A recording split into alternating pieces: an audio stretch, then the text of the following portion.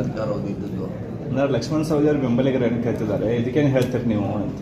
ಅದಕ್ಕೇನು ಹೇಳೋದು, ಅದಕ್ಕೆ ಬಂದವ್ರಿಗೆ ನಾನು ಹೇಳೋದು ಅಂದ್ರೆ ಮನೆಗೆ ಬಂದ್ರು ಚಾ ಊಟ ಮಾಡಿದ್ರೆ ಅದಕ್ಕೇನು ಹೇಳೋದು, ಅದಕ್ಕೇನು ಹೇಳುವಂಥದ್ದೇನು.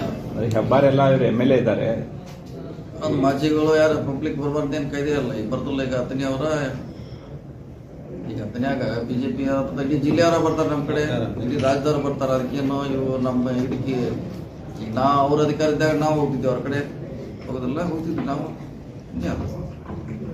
ಅವ್ರು ನೋಡೋ ದೃಷ್ಟಿ ಶಾರ್ಟ್ ಐತದ, ಅವ್ರಿಗೆ ದುರ್ಬೀನ್ ಉಲ್ಟಾ ಹಿಡಿದು ನೋಡೋದಲ್ಲ ಅವ್ರು. ಹತ್ತನೇ ಅವ್ರು ದುರ್ಬೀನ್ ಸರಿ ಹಿಡಿದ್ರೆ ಸರಿ ಕಾಣೈತೆ, ಉಲ್ಟಾ ಹಿಡಿದು ಮುಂದೆ ಕೂತ ದೂರ ಕಾಣೋದಿಲ್ಲ ಅವ್ರಿಗೆ.